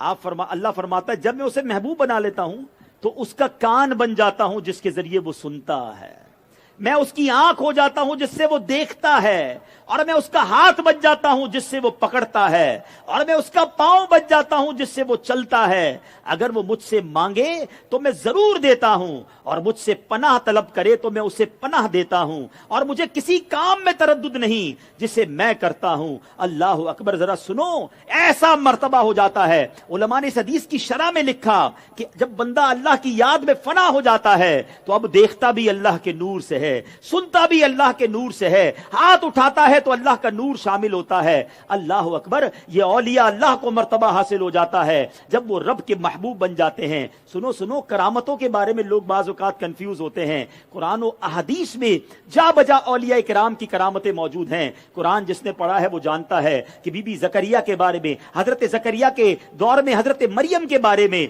ये वाकया मौजूद है कि आपको मेहराब के अंदर बेमौसम के फल मिला करते। कुरान में उनकी करामत का जिक्र मौजूद है। जिसने कुरान कुछ पढ़ा होगा उसे यह भी पता है कि हजरत सुलेमान के दौर में जब एक तख्ते बिल्कीस को लाना था तो उन्हीं के कौम के एक फर्द ने पलक झपकते से पहले वो तख्त हाजिर कर दिया था। वो कोई नबी न थे बल्कि अल्लाह के नेक बंदे थे। उस करामत का जिक्र भी कुरान में मौजूद है। अब आओ दो तीन हदीसें भी सुन लो। हजरत उमर फारूक को अल्लाह ने कितना बड़ा मर्तबा दिया। नबी कोई ऐसा काम करे तो वो मौजजा होता है, मगर जब साहबा किराम की करामतें, औलिया किराम की करामतें सुनते हैं तो ईमान ताजा हो जाता है। हजरत उमर फारूक रज़ियल्लाहु तआला अन्हु ने दरियाए नील के नाम पर एक रुका जारी किया। लेटर इंसानों को हम लिखते हैं, हजरत उमर ने दरियाए नील को लेटर लिखा था और फरमाया जो उस वक्त तक पानी से भरता नहीं था। और यानी उसके अंदर एक बड़ी अजीब सी उस जमाने में एक रिवायत थी कि लोग कहते हुजूर जब तक इसमें हम एक नौजवान लड़की को ना फेंकें सजाकर तब तक दरियाए नील में पानी नहीं आता। हर साल ऐसा करते हैं। आपने फरमाया इस साल ऐसा नहीं होगा। آپ نے ایک لیٹر لکھا اور آپ نے کیا لکھا اس لیٹر میں کہ اے دریائے نیل اگر تو اپنی مرضی سے چلتا ہے تو بے شک خشک رہ جا، اور اگر ہمیں تیری ضرورت نہیں ہے اور اگر تو اللہ تعالیٰ کی مرضی سے چلتا ہے تو میں اللہ سے دعا کرتا ہوں کہ وہ تجھے جاری فرمائے۔ یہ رکا ڈال کر دریائے نیل میں ڈال دیا گیا۔ اللہ اکبر، جیسے ہی دریائے نیل میں وہ لیٹر ڈالا گیا دریائے نیل پانی سے لبالب ہو گیا، طغیانی آ گئی۔ وہ دن ہے، آج کا دن ہے، مصر چلے جاؤ، 1400 سال ہو گئے ہیں، دریائے نیل بھرا ہوا ہے، وہ خشک نہیں ہوتا ہے۔ اب کسی لڑکی کو اس دریا میں ڈالنے کی ضرورت نہیں ہے۔ سبحان اللہ، ان کے لیٹر کی یہ طاقت تھی۔ جب تو شاعر لکھتے ہیں نا، چاہیں تو اشاروں سے اپنے کایا ہی پلٹ دے دنیا کی۔ اللہ والوں کی شان کیسی ہے؟ چاہیں تو اشاروں سے اپنے کایا ہی پلٹ دے دنیا کی۔ یہ شان ہے ان کے غلاموں کی، سرکار کا عالم کیا ہوگا؟ نبی پاک کی تو شان ہی کچھ اور ہے، آقا کے غلاموں کا عالم یہ ہے کہ اشاروں سے دنیا کی کایا کو پلٹ دیں۔ بہرحال اب ایک اور خوبصورت بات کہ نبی پاک علیہ الصلوۃ والسلام فرماتے ہیں کہ بے شک اللہ کے کچھ بندے ایسے ہیں کہ نہ وہ نبی ہیں نہ شہید ہیں، لیکن قیامت کے دن اللہ عز و جل ان کو ایسا مرتبہ دے گا، حدیث کا مضمون ہے کہ انبیاء اور شہداء بھی اس پر رشک کریں گے۔ ایک شخص نے عرض کی کہ حضور ان کے اعمال ہمیں بھی بتائیے، اتنا بڑا مرتبہ قیامت کے دن؟ تو آپ نے فرمایا یہ وہ لوگ ہیں جو بغیر کسی رشتہ داری یا لین دین کے محض اللہ کی رضا کے لیے آپس میں محبت کرتے ہیں۔ اللہ کی قسم ان کے چہرے روشن ہوں گے، وہ نور کے ممبروں پر جلوہ گر ہوں گے۔ جب لوگ خوف میں مبتلا ہوں گے تو انہیں خوف نہ ہوگا، جب لوگ غمگین ہوں گے تو انہیں غم نہ ہوگا۔ پھر میرے آقا علیہ الصلوۃ والسلام نے آیت مبارکہ تلاوت کی، الا ان اولیاء اللہ لا خوف علیہم ولا هم يحزنون۔ اے میرے میٹھے اسلامی بھائیوں، کیا اس کا وصف پتا چلا؟ ان کا کمال کیا ہوگا؟ رشتہ داری نہیں، دنیاوی لین دین نہیں ہوگا، مگر پھر بھی ایک دوسرے سے محبت کرتے ہوں گے۔ پتا چلا کہ مسلمانوں سے اللہ کی رضا کے لیے محبت کرنا یہ اللہ کو کتنا پسند ہے۔ مگر آج مال و دولت کی وجہ سے، رنگ و نسل کی وجہ سے، زبان اور شہر مختلف ہونے کی وجہ سے مسلمان سے لڑتا ہے، مسلمان کو حقیر جانتا ہے۔ یہ میری بولی بولنے والا نہیں ہے، یہ میرے قبیلے والا نہیں ہے، یہ ہمارے شہر والا نہیں ہے، یہ غریب ہے، میں امیر ہوں، میری ذات بڑی بلند ہے، میرا خاندان کچھ اور ہے۔ یہ اسلام نہیں ہے۔ اے نبی پاک کا کلمہ پڑھنے والوں، اے اولیاء کرام کی محبت کا دم بھرنے والوں، اے اولیاء کرام کے مزارات پر آنے والوں، آج یہ بات اپنے دل پر بٹھا کر جانا ہے کہ جس مسلمان کو جانے نہ جانے، جس کا کوئی ہمارے ساتھ تعلق نہ ہو، اس سے بھی محبت کریں، اس کی بھی عزت کریں، کسی کو تکلیف نہ پہنچائیں۔ یاد رکھیے، کسی مسلمان کو تکلیف پہنچانا یہ اللہ کو کتنا ناپسند ہے، اللہ کے حبیب کو کتنا ناپسند ہے۔ سنو میرے آقا فرماتے ہیں، من آذا مسلمن، جس نے کسی مسلمان کو تکلیف پہنچائی، اے مسلمان کو گالیاں نکالنے والوں، اے بات بات پر لڑائی کرنے والوں، اے چھوٹی سی بات کو بڑا جھگڑا بنا دینے والوں، اے اپنے رشتہ داروں سے قطع تعلق کرنے والوں، اے گالیاں دینے والوں، اے مار کٹائی کرنے والوں، سنو میرے آقا فرماتے، من آذا مسلمن، جس نے کسی مسلمان کو تکلیف دی، فقط آذانی، بے شک اس نے مجھے تکلیف دی۔ اور آقا آگے فرماتے ہیں، ومن آذانی فقط آذ اللہ، اور جس نے مجھے تکلیف دی تحقیق اس نے اللہ کو تکلیف پہنچائی۔ کدھر جائیں گے جو لوگوں کو تنگ کرتے ہیں؟ چوری کرنے والے، ڈاکہ ڈالنے والے، ظلم کرنے والے، زمینوں پر اور مالوں پر قبضہ کر لینے والے، سوچو یتیموں کا مال کھا جانے والے، بہنوں کا حصہ نہ دینے والے، سمجھتے دنیا میں میرا کوئی نہیں بگاڑ سکتا، میں بڑا مرتبے والا ہوں، اپنے قبیلے کا سردار ہوں، میں اپنے محلے کا بڑا ہوں، میرے آگے کوئی بات نہیں کر سکتا، میں مالدار ہوں، یہ میرا نوکر ہے۔ آپ کے نوکر پر بھی آپ ظلم نہیں کر سکتے، اپنے ملازم کا بھی دل نہیں توڑ سکتے، اپنی زوجہ کو بھی تکلیف نہیں پہنچا سکتے۔ یاد رکھو وہ بھی مسلمان ہے، اور اگر قیامت کے دن وہ کھڑی ہو گئی، چاہے وہ آپ کی زوجہ ہے، آپ کا رشتہ دار ہے، آپ کا ملازم ہے، اس دن کیا کرو گے؟ اس دن یہ کرو فر، یہ قبیلے کی سرداری، یہ محلے کی چودراہٹ کام نہیں آئے گی۔ اس دن حساب دینا ہوگا، اللہ مظلوم کے ساتھ ہوگا، ظالم کا گریبان ہوگا اور مظلوم کا ہاتھ ہوگا۔ چاہے نمازیں پڑھی ہوں گی، چاہے روزے رکھے ہوں گے، چاہے حج کیے ہوں گے، صدقے دیے ہوں گے، خوب ساری دنیا کے مزارات پر حاضری دی ہوگی، لیکن اگر بندوں کا دل بھی دکھایا ہے، ان کا مال دبایا ہے، ان کی غیبتیں کی ہیں، ان پر ظلم کیا ہے، تو قیامت کے دن نیکیاں دینی پڑ جائیں گی۔ ایک بار نبی پاک علیہ الصلوۃ والسلام نے صحابہ کرام سے سوال کیا، بتاؤ مفلس کون ہے؟ آپ سے بھی میں اگر یہ سوال کروں کہ بتاؤ کون غریب ہے، تو آپ بھی یہی کہیں گے کہ جس کے پاس پیسے نہیں وہ غریب ہے۔ صحابہ نے بھی یہی جواب دیا، کہا حضور جس کے پاس درہم و دینار نہیں وہ مفلس ہے۔ اللہ کے حبیب نے فرمایا نہیں، حدیث کا مضمون سنیے، آپ نے فرمایا مفلس وہ ہے جو قیامت کے دن پہاڑ جتنی نیکیاں لے کر آئے گا۔ اے نمازیوں سنو، اے روزہ رکھنے والوں، حج کرنے والوں سنو، اللہ کے حبیب فرماتے پہاڑ جتنی نیکیاں لے کر آئے گا، نماز بھی ہوگی، صدقہ بھی ہوگا، روزہ بھی ہوگا، حج بھی ہوگا، خیرات بھی ہوگی، مگر اس حال میں آیا ہوگا کہ کسی کا دل دکھایا ہوگا، کسی پر ظلم کیا ہوگا، کسی کو گالی دی ہوگی، کسی کا مال دبایا ہوگا، کسی کو ذلیل کیا ہوگا۔ اب یہ سارے لوگ قیامت میں اللہ کی بارگاہ میں کھڑے ہو جائیں گے کہ یا اللہ ہمارا حق دلا اس سے، اس کے پاس پہاڑ جتنی نیکیاں ہوں گی۔ اب کیا ہوگا؟ جس کو گالی دی ہوگی وہ نیکیاں لے جائے گا، جس کا مال دبایا ہوگا وہ روزے لے جائے گا، کوئی حج لے جائے گا، کوئی صدقے لے جائے گا۔ اتنے سارے دعوے دار ہوں گے کہ نیکیاں ختم ہو جائیں گی، بندے پھر بھی پورے نہیں ہوں گے۔ روز لڑتے ہیں نا، روز ڈانٹتے ہیں، روز ذلیل کرتے ہیں، روز جناب روب جماتے۔ سنو اب کیا ہوگا؟ اب وہ لوگ جو بچ جائیں گے نا، نیکیاں تو ختم ہو جائیں گی، اب ان کے گناہ اس بندے کے سر پہ ڈال دیے جائیں گے، اور پھر اعلان ہوگا یہ وہ بدنصیب ہے کہ جو اتنی ساری نیکیاں لانے کے باوجود جہنم میں ڈالا جا رہا ہے۔ تو یاد رکھیے حقوق العباد کا معاملہ بڑا سخت ہے۔ آئے ہو نا عبداللہ شاہ غازی کے قدموں میں، یہ بندوں کا خیال رکھنے والے تھے، یہ نرم دل تھے، یہ شفیق تھے، یہ مہربان تھے، یہ عطائیں کرنے والے تھے، لڑنے والے نہیں تھے، دل توڑنے والے نہیں تھے، ذلیل کرنے والے نہیں تھے۔ سارے اولیاء کرام بندوں کو نوازنے والے ہیں۔ اور آج ہم ہیں کہ بعض اوقات تو بندہ فرعون بن جاتا ہے، سمجھتا ہے میرا کوئی کچھ نہیں بگاڑ سکتا۔ ایسا کبھی نہ سوچنا۔ وَتُعِزُّ مَن تَشَاءُ وَتُذِلُّ مَن تَشَاءُ بِيَدِكَ الْخَيْرُ۔ اللہ جسے چاہے عزت دیتا ہے، اور جب اس کی رسی کھینچی جاتی ہے، جب اس کی طرف سے پکڑ آتی ہے، تو پل میں بندہ تخت سے تختے پر آ جاتا ہے، ذلیل و رسوا ہو جاتا ہے، سب کچھ چھن جاتا ہے۔ یہ روب، یہ دبدبا، یہ حسن، کسی چیز پر غرور تکبر نہ کرنا۔ اولیاء کرام کی زندگی عاجزی کا درس دیتی ہے۔ ان کے قدموں میں آؤ تو عاجزی کا پیکر بن جاؤ، مسلمانوں کے لیے اپنے دلوں کو بچھا دیں۔ آپ نے حدیث سنی کہ ان کے مرتبے پر شہداء رشک کریں گے، انہیں نور کے ممبر پر بٹھایا جائے گا۔ کن کو؟ جو لوگوں سے محبت اللہ کی رضا کے لیے کرتے ہیں، لوگوں کا خیال کرتے ہیں، لوگوں کے ساتھ خیر خواہی کرتے ہیں۔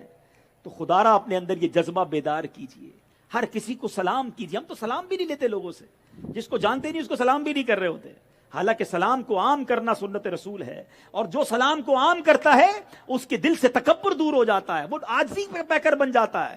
سلام کو عام کیجئے، مسکرانا سیکھیے، مسکرانا بھی صدقہ ہے، آپ مسکرائیے سامنے والا بھی مسکرا دے گا۔ معاف کیجئے، درگزر کیجئے، چھوٹی چھوٹی غلطیوں پر لڑنا چھوڑ دیجئے۔ کبھی بس میں لڑائی ہو رہی ہے، کبھی اسکوٹر پر لڑائی ہو رہی ہے، چھوٹی سی ٹھوکر لگ گئی جناب سر پھاڑ دیا، نہ کرو ایسا، یہ اسلام نہیں ہے۔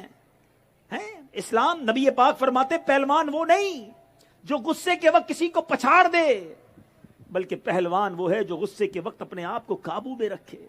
بنو نہ صحیح پہلوان، قابو میں رکھو، معاف کر دو۔ ایک طرف تو نعت پڑھتے ہیں، سلام اس پر کہ جس نے گالیاں سن کر دعائیں دی، سلام اس پر کہ جس نے خون کے پیاسوں کو کبائیں دی۔ آقا کی باتیں بھی کرتے ہو، کبھی خود کسی کی گالی سن کر دعا دیے؟ وہ تو ایک جملہ کہ ہم کہتے ہیں میں بتاتا ہوں اب میں کون ہوں، ہاں میں تجھے بتاتا ہوں، اور واقعی وہ بتاتا ہے وہ کون ہے۔ اینٹ کا جواب پتھر سے دینا ہے، ایک گالی کا جواب 7 گالیوں سے دینا ہے۔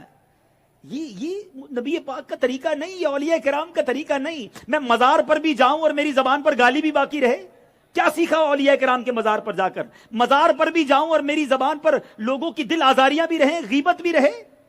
اللہ کرے کہ میں اولیاء کرام کے مزار کا دیدار کروں اور میری آنکھیں بے حیائی سے با حیائی کی طرف آ جائیں۔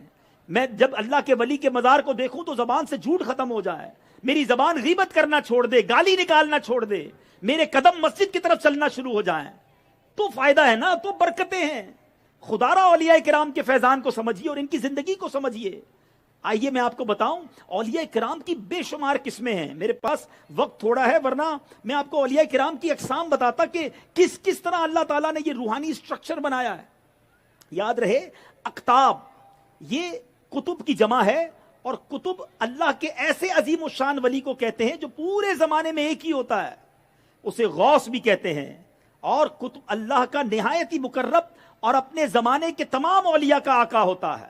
سبحان اللہ. اس کے بعد دوسرے نمبر پر آئمہ, یہ ہر دور میں صرف دو ہوتے ہیں, ایک کا صفاتی نام عبد الرب اور دوسرے کا صفاتی نام عبد الملک ہوتا ہے. یہ دونوں کتب کے وزیر ہوتے ہیں اور کتب کے انتقال کے بعد اس کے خلیفہ ہوتے ہیں. سبحان اللہ. پھر اوتاد, یہ ہر دور میں صرف 4 ہوتے ہیں, اور اللہ ان چاروں کے ذریعے چاروں جہتیں, چاروں جو ڈائمنشنز ہیں, مشرق مغرب جنوب شمال, اس کی حفاظت فرماتا ہے. اور ان کے صفاتی نام عبد الحی, عبد العلیم, عبد القادر اور عبد المرید ہوتے ہیں. ابدال, یہ ہر دور میں 7 ہوتے ہیں. ان کے ذریعے اللہ تعالیٰ 7 زمینوں کی حفاظت فرماتا ہے.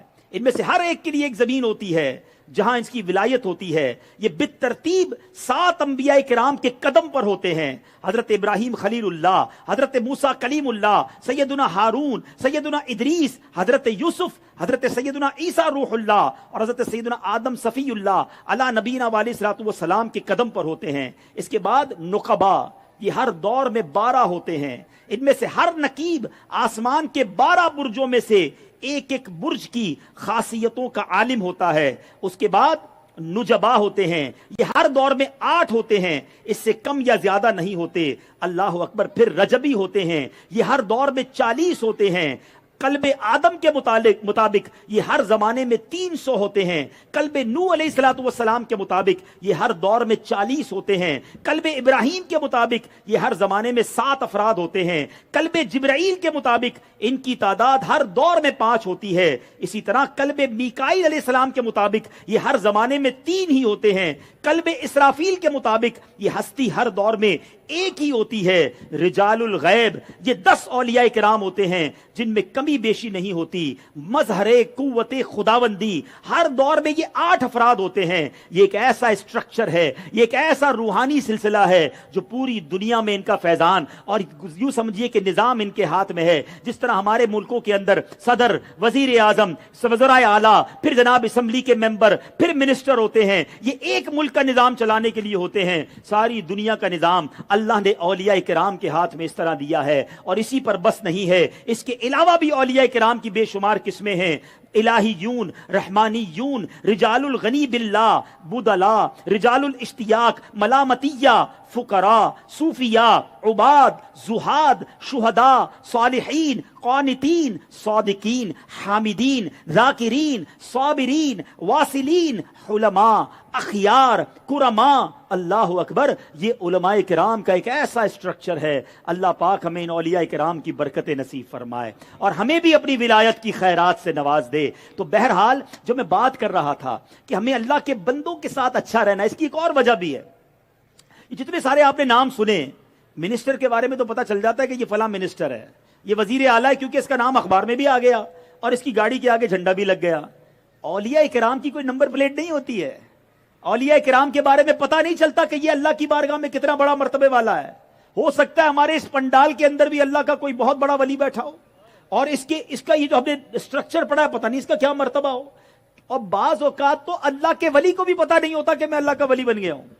ٹھیک ہے نا. تو اللہ نے اپنے اولیاء کو اپنے بندوں میں چھپا کر رکھا ہے, اس لیے ہر کسی کی عزت کرنی ہے.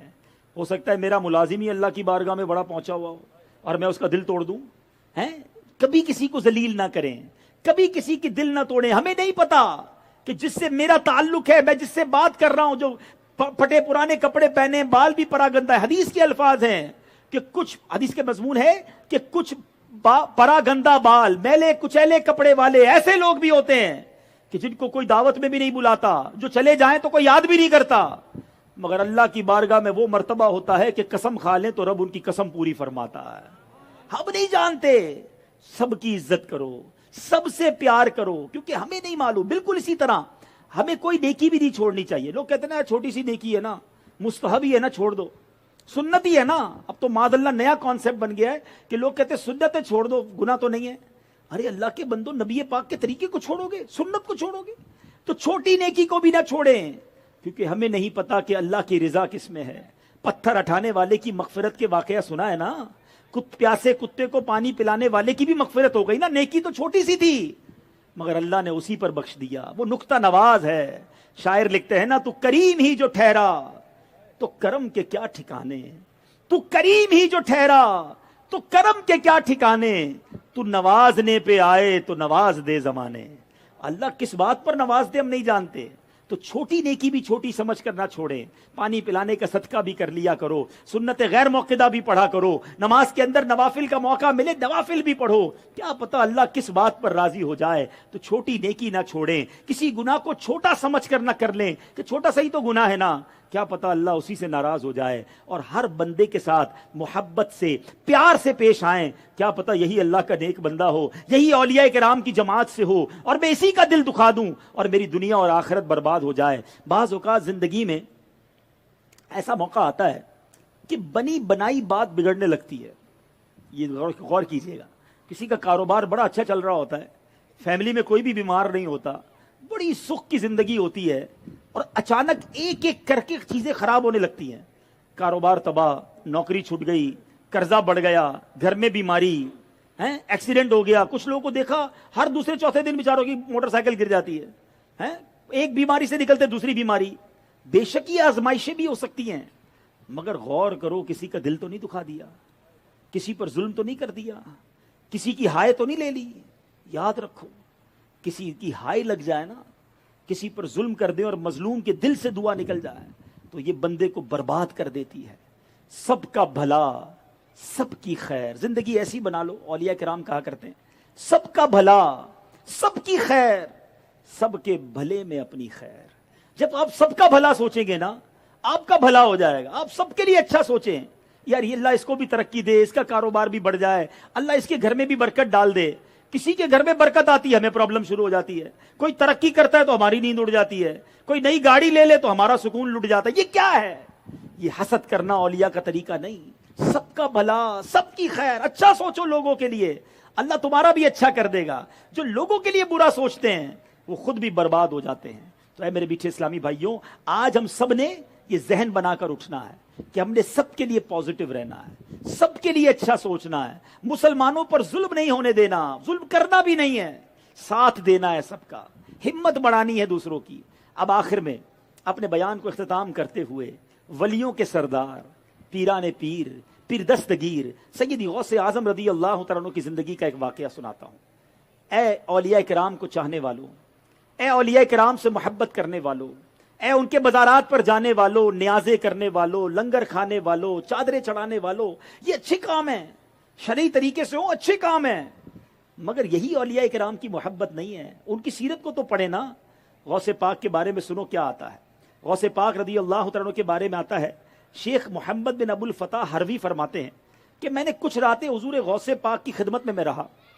ان راتوں میں نے آپ کا یہ معمول دیکھا کہ آپ تہائی رات تک تو نفل پڑھتے، پھر ذکر و اذکار میں مصروف ہو جاتے، پھر کچھ اوراد و وظائف پڑھتے۔ میں نے آنکھوں سے دیکھا کہ آپ کا جسم کمزور ہو جاتا، کبھی صحت مند، کبھی میری نگاہوں سے غائب ہو جاتے، کبھی واپس آ جاتے، پھر قرآن کریم پڑھتے، طویل سجدے کرتے۔ خود غوث پاک فرماتے ہیں میں نے 25 سال تک تنہا بیابانوں میں ریاضتیں کی ہیں، 15 سال تک عشاء کے وضو سے فجر کی نماز ادا کی ہے، اور روزانہ ایک بار ختم قرآن کیا ہے۔ کبھی میں ایک پیر پر کھڑا ہو جاتا، اور ایک رات سیڑھی پر چڑھتے ہوئے میرے نفس نے مجھ سے کہا تم ایک گھڑی بھی آرام نہیں کرتے۔ بس اپنے نفس کی اس بات کو سن کر ایک پیر پر کھڑا ہو گیا اور ایک پیر پر کھڑے ہو کر پورا قرآن پاک ختم کیا۔ اے اولیاء کرام کے چاہنے والوں، پیران پیر کی تو عشاء کے وضو سے فجر پڑھنے کی عادت تھی، اور اللہ کے ولی کے چاہنے والے کو عشاء بھی پڑھنے کی توفیق نہیں، فجر بھی پڑھنے کی توفیق نہیں۔ آپ 15 سال تک روزانہ پورا قرآن پڑھتے رہے، اور ہم پورے سال میں ایک بار قرآن پاک نہ پڑھیں۔ بہت بڑی تعداد وہ ہے جس کو صحیح طریقے سے قرآن پڑھنا بھی نہیں آتا۔ یہ کیسی اولیاء سے محبت ہے؟ وہ ساری زندگی قرآن کا درس دیتے رہے اور ہم ساری زندگی قرآن سے دور گزارتے رہے۔ خدارا آئے ہیں اللہ کے ولی کے قدموں میں، ایک اور نیت کر کے جاؤ کہ آج کے بعد ہماری کوئی نماز قضا نہیں ہوگی، ایسا نہیں، ایسا نعرہ لگائیں کہ شیطان بھی ادھر سے دور بھاگ جائے، اور براہ راست سیدنا عبداللہ شاہ غازی کا ایسا فیضان ہم پر جاری ہو، ان کی نگاہ رحمت ہو جائے کہ میرے چاہنے والے میرے قدموں میں آئے ہیں اور 5 وقت نماز کے نیت کریں آج کے بعد ہماری کوئی نماز قضا نہیں ہوگی، ہم قرآن پاک روزانہ پڑھیں گے انشاءاللہ۔ کیسے پڑھیں گے میں بتاتا ہوں، گھبرائیے نہیں۔ ہو سکتا ہے کئی میرے بھائی ایسے ہوں جو کہیں یار نیت تو کروا لی، مولانا صاحب نے پڑھنا تو آتا ہے۔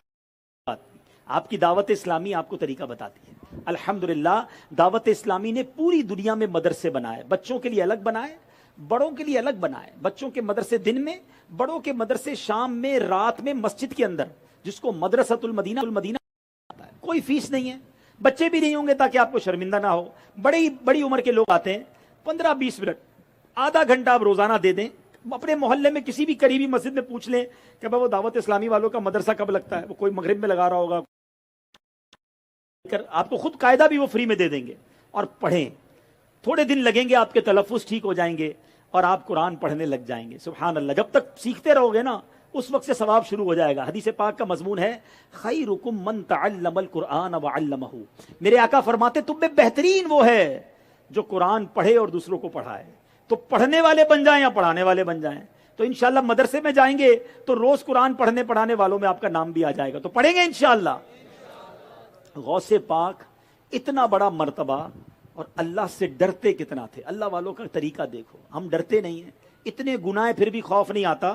غوث پاک کا انداز دیکھیں کہ ایک بار شیخ سیدنا سعدی شیرازی فرماتے ہیں کہ مسجد الحرام میں کچھ لوگ کعبہ کے قریب عبادت میں مصروف تھے، اچانک انہوں نے ایک شخص کو دیکھا جو دیوار کعبہ سے لپٹ کر رو رہا ہے، اور اس کے لبوں پر یہ دعا جاری ہے کہ اے اللہ پاک، اگر میرے اعمال تیری بارگاہ کے لائق نہیں تو بروز قیامت مجھے اندھا اٹھانا۔ لوگوں نے کہا یہ کیسی دعا کر رہے ہو، بار بار ایک ہی دعا کرے کہ اے اللہ اگر میرے عمل تیری دربار کے لائق نہیں مجھے اندھا اٹھانا۔ تو کسی نے کہا اے شیخ یہ کیسی دعا کر رہے ہو، ہم تو قیامت میں عافیت کے طلبگار ہیں، تم اندھا اٹھنے کی دعا کرتے ہو۔ تو انہوں نے کہا کہ مطلب یہ ہے کہ میرے اعمال اللہ پاک کی بارگاہ کے لائق نہیں تو میں اندھا اٹھایا جانا اس لیے پسند کرتا ہوں تاکہ مجھے لوگوں کے سامنے شرمندہ نہ ہونا پڑے۔ علماء جو وہاں موجود تھے وہ متاثر کہا اپنا نام تو بتائیے۔ اس شخص نے کہا کہ میرا نام عبد القادر جیلانی ہے، یہ کسی اور کی بات نہیں، پیران پیر دستگیر سیدی غوث اعظم، اتنی نیکیاں، اتنی عبادتیں، اتنی ریاضتیں، اور خوف خدا کا عالم یہ ہے ہمارے گناہ ہیں کہ ختم نہیں ہوتے مگر آنکھیں شرم سے جھکتی نہیں ہیں، خوف خدا قریب سے بھی نہیں گزرا۔ خدا را اپنے اندر خوف خدا پیدا کیجیے، گناہ کرنے سے پہلے اپنے آپ کو جھنجھوڑیے کہ جو میں یہ غلط کام کرنے جا رہا ہوں، جو نماز چھوڑنے کا جی چاہے، معاذ اللہ شراب، نشہ، جوا یا غلط کاموں کی طرف جانے کو جی چاہے، فلمیں ڈرامے دیکھنے کو جی چاہے، بے حیائی کو جی چاہے، تو اپنے آپ سے یہ بات کریں کہ اللہ دیکھ رہا ہے، جو میں کر رہا ہوں یہ رب دیکھ رہا ہے۔ قرآن مجید فرقان حمید میں ہمیں خود رب عز و جل فرما رہا ہے یا ایھا الذین آمنوا اتقوا اللہ حق تقاتہ ولا تموتن الا وانتم مسلمون، اے ایمان والو اللہ سے ڈرو جیسا اس سے ڈرنے کا حق ہے، اور ہرگز نہ مرنا مگر مسلمان۔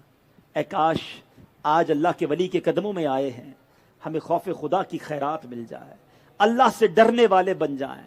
معاملہ یہ ہے کہ ہم لوگوں سے تو ڈرتے ہیں، بڑا بھائی نہ دیکھ لے، والد صاحب نہ دیکھ لیں، محلے والے نہ پتہ چل جائے ان کو میں کیا غلط کام کر رہا ہوں، مگر چھپ کر غلط کام کرنے والا یہ کیوں نہیں سوچتا کہ جو میں غلط کر رہا ہوں وہ اللہ تو دیکھ رہا ہے اور بارگاہ میں مجھے اللہ ہی کی پیش ہونا ہے۔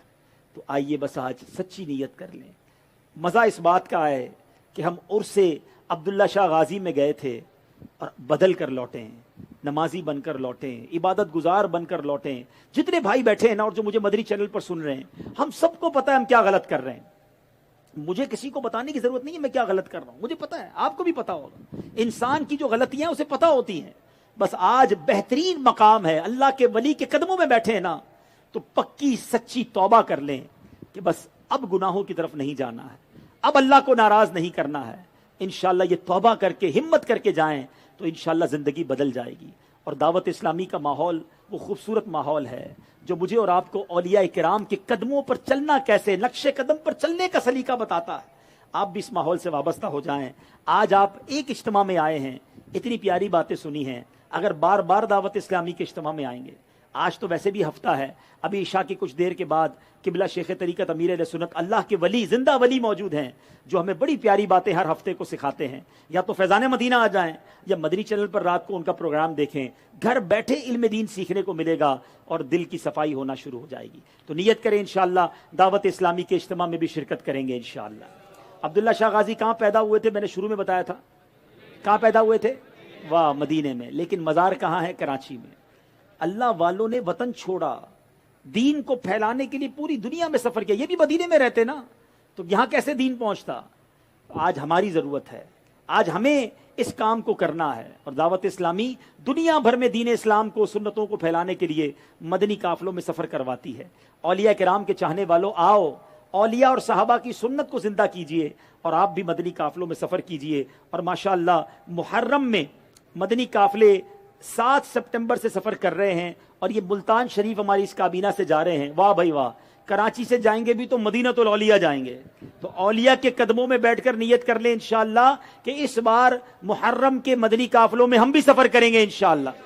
तो पीछे इस्लामी भाई जिम्मेदारान भी मौजूद हैं, जाते जाते अपने काफिलों के लिए नाम भी लिखवा दें। अल्लाह ताला हम सबको मदनी काफिले में भी सफर नसीब फरमाए और काफिले में सफर की बरकत से मदीने का सफर भी नसीब फरमाए। आमीन बिजाहिन नबील अमीन सल्लल्लाहु तआला अलैहि वसल्लम।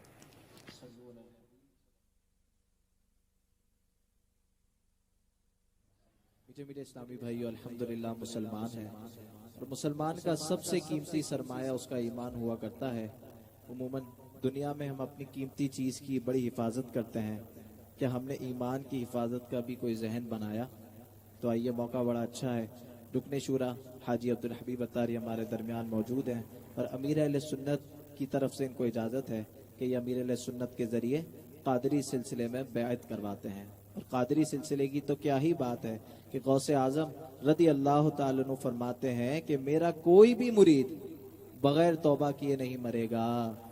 तो आइए, मैं रुकने शूरा से अर्ज़ करूँगा हम सबको तौबा भी करवा दें और कादरी सिलसिले में बैअत भी करवा दें। जो इस्लामी भाई किसी और पीर साहब से मुरीद चाहें तो बैत बरकत हासिल कर लें।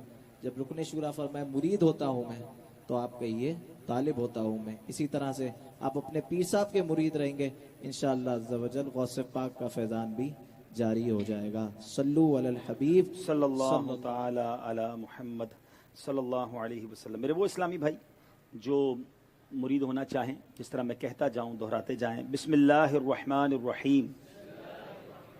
अस्सलातु वस्सलामु अलैका या रसूल अल्लाह व अला आलिका व अस्हाबिका या हबीब अल्लाह। ला इलाहा इल्लल्लाह मुहम्मदुर रसूलुल्लाह सल्लल्लाहु तआला अलैहि वसल्लम।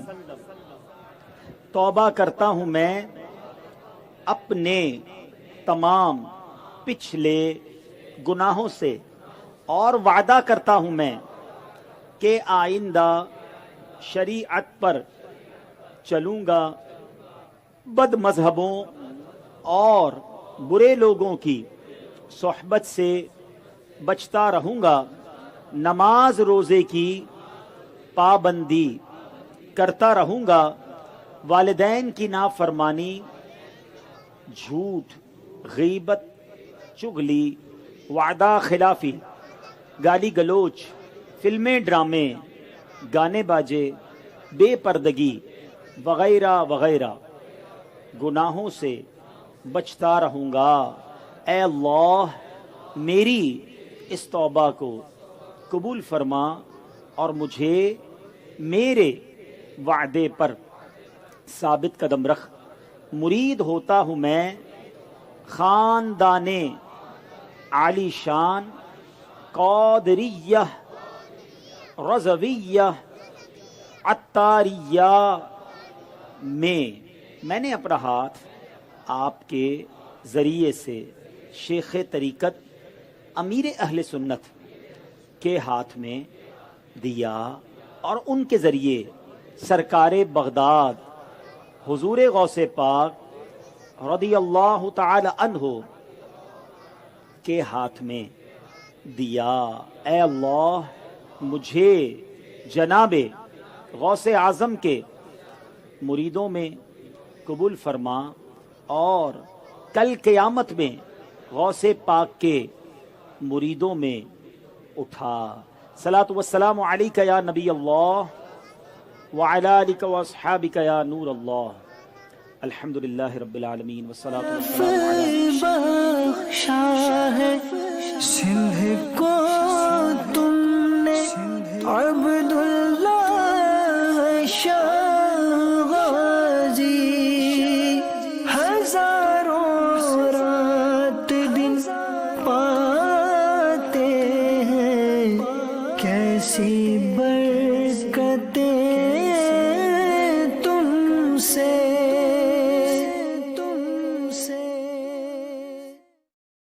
عاشقان رسول متوجہ ہوں، باب المدینہ کراچی میں اذان عشاء کا وقت ہو چکا ہے۔ الصلاة والسلام عليك يا رسول الله وعلى آلك وأصحابك يا حبيب الله۔ عاشقان رسول متوجہ ہوں، براہ راست ہونے والی اذان سنتے ہی اللہ عز و جل کی رضا کے لیے گفتگو اور کام کاج روک کر اذان کا جواب دینے کی عادت بنائیں اور ڈھیروں نیکیاں کمائیں، مگر یہ اذان ریکارڈ شدہ ہے، اس کا جواب دینا ضروری نہیں۔ اللہ اکبر اللہ اکبر اللہ اکبر اللہ اکبر، اشہد ان لا الہ الا اللہ، اشہد ان لا الہ الا اللہ، اشہد ان محمد رسول اللہ، اشہد ان محمد رسول اللہ، حی علی الصلاة، حی علی الصلاة، حی علی الفلاح، حی علی الفلاح،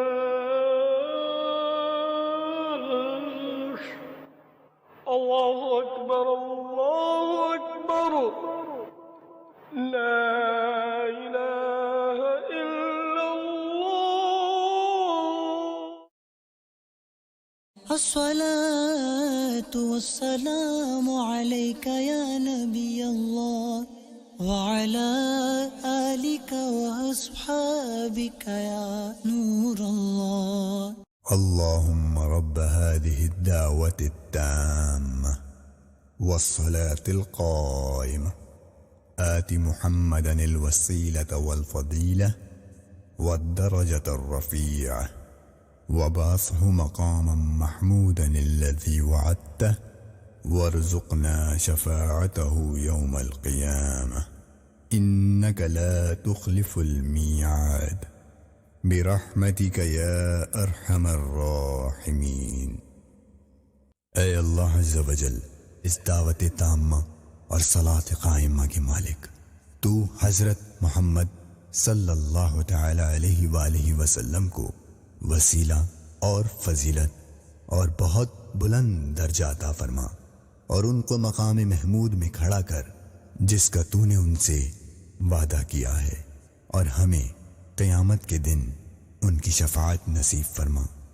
بے شک تو وعدے کے خلاف نہیں کرتا، ہم پر اپنی رحمت فرما، اے سب سے بڑھ کر رحم کرنے والے۔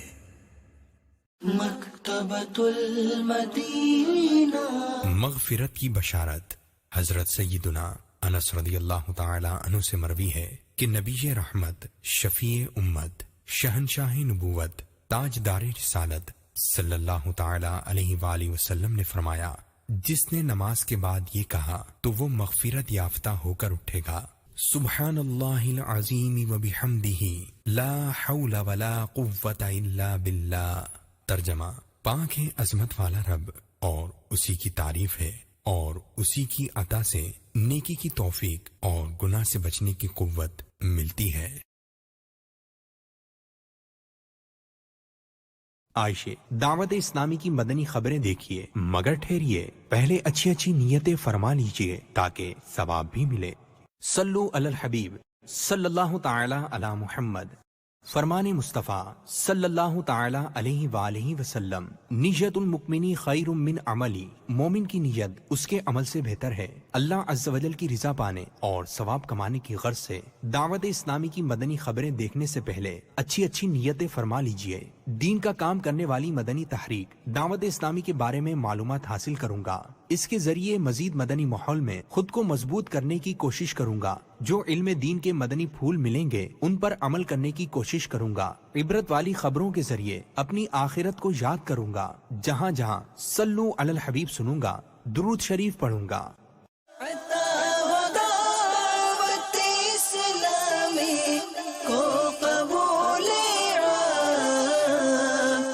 سے شرور و فتن سے صدا بچا یا رب، اسے شرور و فتن سے صدا بچا یا رب۔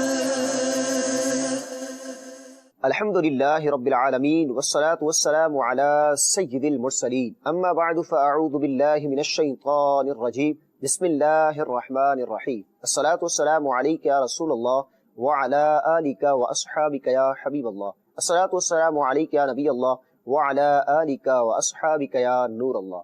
مدنی چینل کے ناظرین، آپ کو دعوت اسلامی کی مدنی خبروں میں خوش آمدید کہتے ہیں۔ شامل کریں گے سب سے پہلے مدنی خبروں کی جھلکیاں۔ دعوت اسلامی نے دنیا بھر میں دھوم مچائی ہے، سارے جہاں میں عشق محمد کی خوشبو پھیلا۔ امیر اہل سنت دامت برکاتہم العالیہ کا تعزیتی پیغام، مرحومین کے لیے دعائے مغفرت، لواحقین کو ایصال ثواب کرنے کی ترغیب۔ فیضان مدینہ مانس صحرا میں علماء اہل سنت کی تشریف آوری، مرکزی مجلس شورا کے رکن یعفور رضا عطاری سے ملاقات۔ جامعۃ المدینہ کراچی میں دورہ حدیث کے طلباء کرام کی تربیت کا سلسلہ، حاجی عماد عطاری مدنی نے سنت و بھرا بیان کیا۔ اوکاڑا میں عاشقان رسول کا علاقائی دورہ، رفیع العطاری کی شرکت۔ مجلس مدنی کورسز کے تحت کورنگی کراچی میں فیضان نماز کورس کا سلسلہ۔ حیدرآباد میں مدرسۃ المدینہ جز وقتی کے مدنی عملے اور ناظمین کا سنت و بھرا اجتماع۔ مجلس رابطہ بالعلماء کے ذمہ داران کا جامعہ سلطانیہ منظور الاسلام حافظ آباد کا دورہ، طلباء و اساتذہ کرام کے درمیان سنت و بھرا بیان۔ شامل کرتے ہیں تفصیلات۔ مدنی خبروں کا آغاز کرتے ہیں شیخ طریقت امیر اہل سنت دامت برکاتہ العالیہ کی مدنی خبر سے، جس میں آپ نے پاکستان کے مختلف شہروں میں انتقال کر جانے والے افراد، جن میں سبحانہ خاتون، عبد الغفار عطاری اور احمد رضا کے لواحقین سے تعزیت کا اظہار کیا۔ نحمدہ ونصلی ونسلم علی رسول النبی الکریم سید مدینہ محمد الیاس عطا قادری رضوی عفیانو کی جانب سے السلام علیکم ورحمۃ اللہ وبرکاتہ۔ حاجی سید فضیل عطاری نگران کابینہ نے پیغام دیا کہ احمد رضا مدنی، عبدالستار عطاری اور جند وڈا عطاری کی والدہ محترمہ اور عطا محمد عطاری اور ابراہیم عطاری کی بہن سبحانہ خاتون جگر کے کینسر کے سبب 15 ذوالحجۃ الحرام 1440 کو 70 سال کی عمر میں کراچی میں وفات پا گئی۔ حاجی سلمان عطاری ڈویژن نگران ٹاور کراچی نے خبر دی کہ خرم عطاری کے والد محترم عبد الغفار عطاری بیماری کے سبب 17 ذوالحجۃ الحرام 1440 کو 62 سال کی عمر میں کراچی میں وصال پا گئے۔ عدنان عطاری نگران کابینہ خوشاب نے محمد یوسف عطاری پاک کابینہ آفس کے ذریعے اطلاع دی کہ محمد رمضان عطاری کے 5 دن کے صاحبزادے احمد رضا بیماری کے سبب 17 ذوالحجۃ الحرام 1440 کو جوہر آباد ضلع خوشاب میں انتقال کر گئے۔ انا للہ و انا الیہ راجعون۔ میں تمام سوگوانوں سے تعزیت کرتا ہوں اور صبر و ہمت سے کام لینے کی درخواست کرتا ہوں۔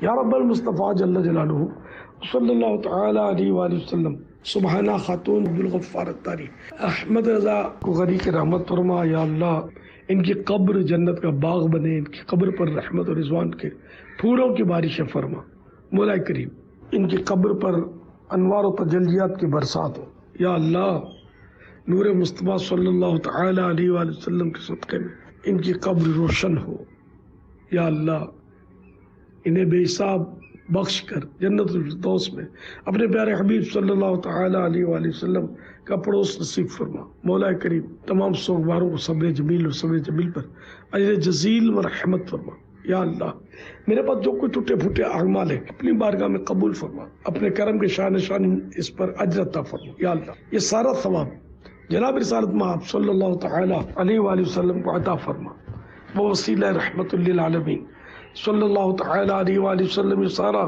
اجر و ثواب سبحانہ خاتون عبدالغفار الطاری احمد رضا سمیت ساری امت کو عنایت فرما، آمین بجاہ النبی الامین صلی اللہ تعالی علیہ وآلہ وسلم۔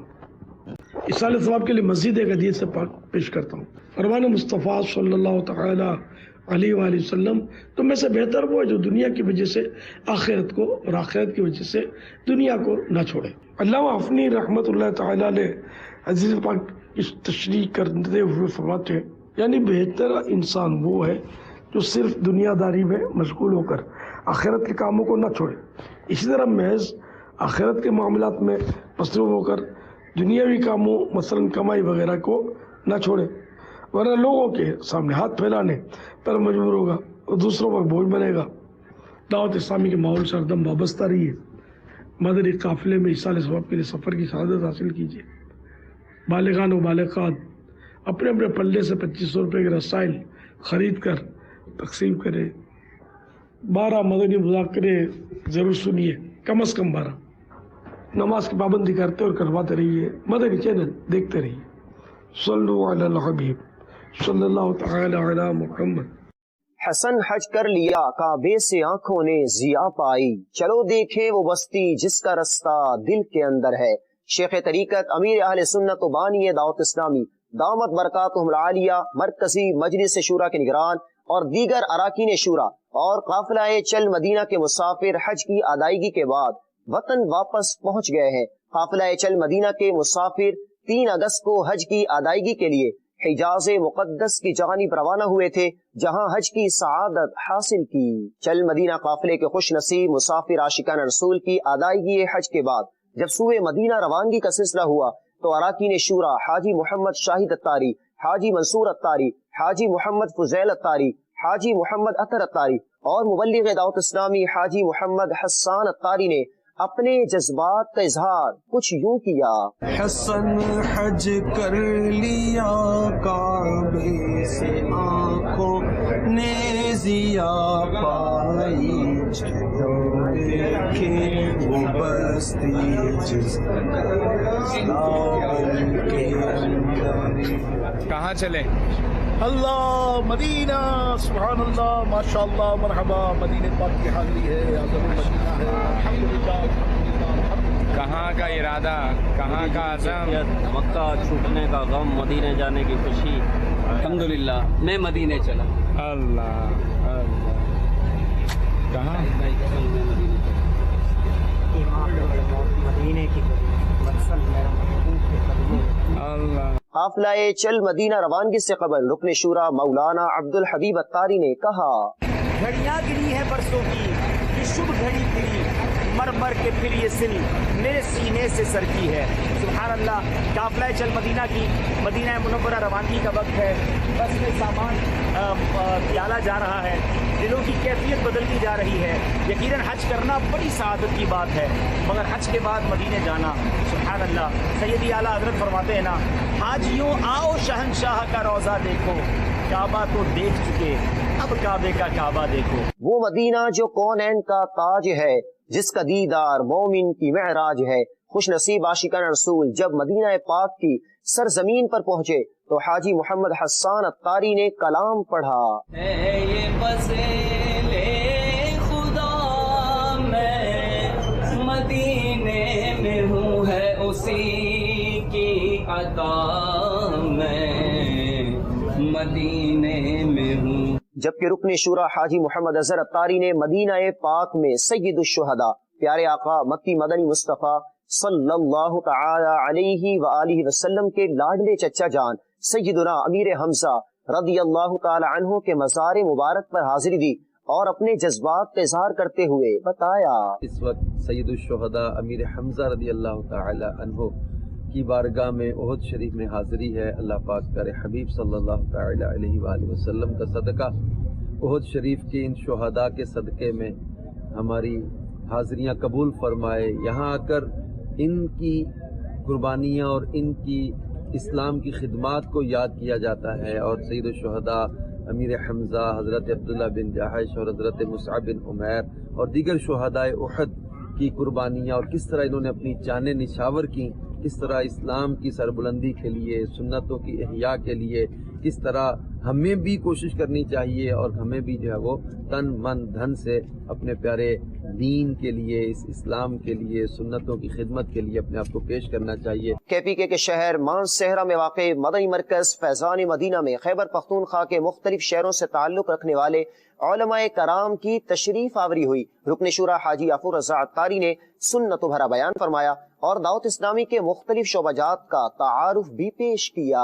پچھلے دنوں خیبر پختونخوا کے ضلع مانسہرہ میں واقع دعوت اسلامی کے مدنی مرکز فیضان مدینہ میں علماء کرام کی تشریف آوری ہوئی، جن میں اوگی، ایبٹ آباد، پارس اور اطراف کے دیگر علماء کرام شامل تھے۔ ان علماء کرام میں رکن شورا حاجی یعفور رضا عطاری نے سنت بھرا بیان فرمایا اور دعوت اسلامی کے مختلف شعبہ جات کا تعارف پیش کیا، پوری دنیا میں کی جانے والی خدمات دعوت اسلامی سے آگاہ فرمایا۔ رکن شورا نے ان علماء کرام کو بتایا کہ دعوت اسلامی کے مدارس المدینہ اور جامعۃ المدینہ میں کس انداز سے تعلیم دی جا رہی ہے اور مدرسۃ المدینہ آن لائن کے ذریعے کون کون سے کورس کروائے جا رہے ہیں۔ آخر میں رکن شورا نے دعا کروائی اور علماء کرام کی ضیافت بھی فرمائی۔ علماء کرام نے دعوت اسلامی اور قبلہ امیر اہل سنت کی دنیا بھر میں جاری دینی خدمات کو سراہا اور اپنی دعاؤں سے نوازا۔ 20-25 سال سے دعوت اسلامی کے ساتھ عمیق تعلق ہیں اور ان سے بہت کچھ سیکھا ہے، ان سے بہت کچھ فائدہ حاصل کیا ہے، اور اس وقت آسمان کے نیچے زمین کے اوپر جو کام دعوت اسلامی کر رہی ہے شاید کہ کوئی جماعت اتنا کام دینی کام کر رہی ہو۔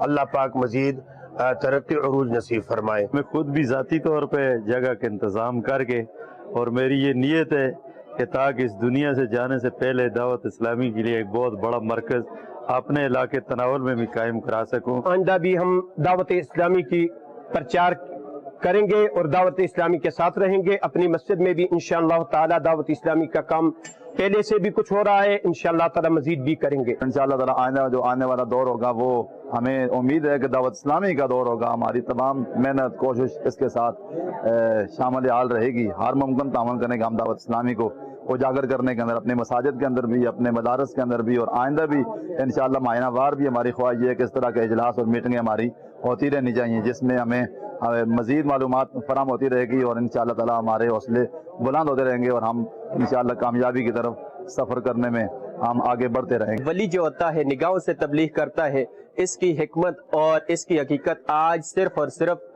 دعوت اسلامی سے ہی پتہ چلی کہ واقعی اس دور میں اگر نگاہوں سے تبلیغ کرنے والے ہیں مرشد کریم قبلہ امیر اہل سنت دامت برکاتہم العالیہ ہے۔ اپنے مدارس کے طلباء کو اپنے علاقے کے اندر اس دعوت اسلامی کے اس بات کو عام کریں گے کہ پوری دنیا کے اندر، پورے ملک کے اندر دعوت اسلامی جو کام کر رہی ہے دین کا، اس طریقے سے اپنے جتنے بھی شرکا ہیں سب کو ہم اس کے اندر شریک کریں گے۔ ہم دعا کرتے ہیں کہ اللہ رب العالمین امیر اہل سنت کو صحت کاملہ عطا فرمائے۔